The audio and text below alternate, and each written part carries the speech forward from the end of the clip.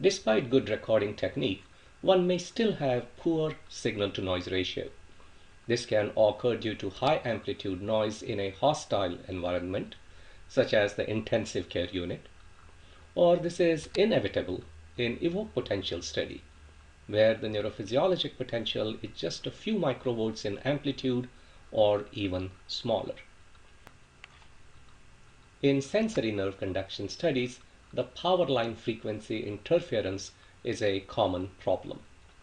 In these instances, the signal averager is used to attenuate noise. I will illustrate the principle of averager using a sensory nerve conduction study as example. The responses recorded with 9 consecutive stimulation are shown.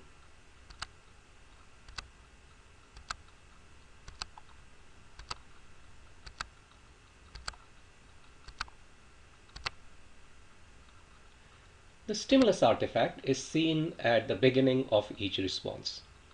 The sensory nerve action potential is time-locked to the stimulation and has the same shape and latency with respect to the stimulus.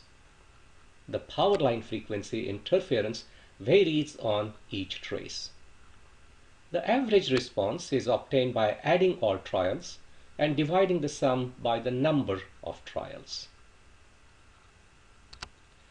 The voltage at cursor location T2 is tabulated.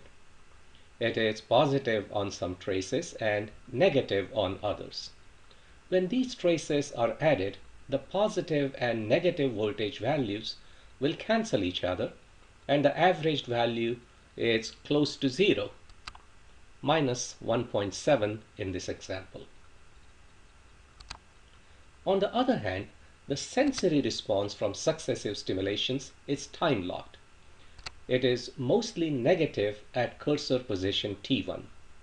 Upon averaging, it produces a significant non-zero voltage, minus 28 in this example. In this way, signal averaging reduces the background interference while preserving the physiologic response. The stimulus artifact is time-locked to stimulation. Hence, it cannot be reduced by signal averaging. Averaging can be used to attenuate only the interference that is not time-locked to stimulation, such as power line frequency interference, volitional EMG activity, etc. The noise reduction is proportional to the square root of the number of averaged sweeps. If the noise is doubled, one will need to average 4 times as many sweeps to get the same signal quality. Hence, the best strategy to get good quality potentials is to reduce the background noise. Various strategies for noise reduction are described in other sections. I always observe the signal baseline to assess interference.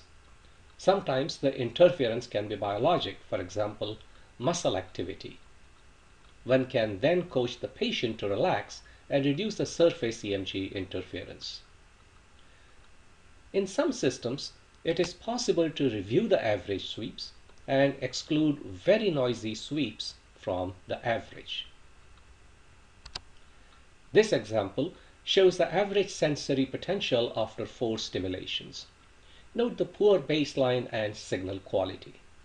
In this study, the patient moved during the second stimulation. That movement artifact was enough to disturb the response. One can continue to stimulate a few more times to reduce this noise. However, that will be time-consuming and also painful to the patient. A better strategy is to exclude the noisy waveform from the average. Removing just one trace gave us a much better quality signal.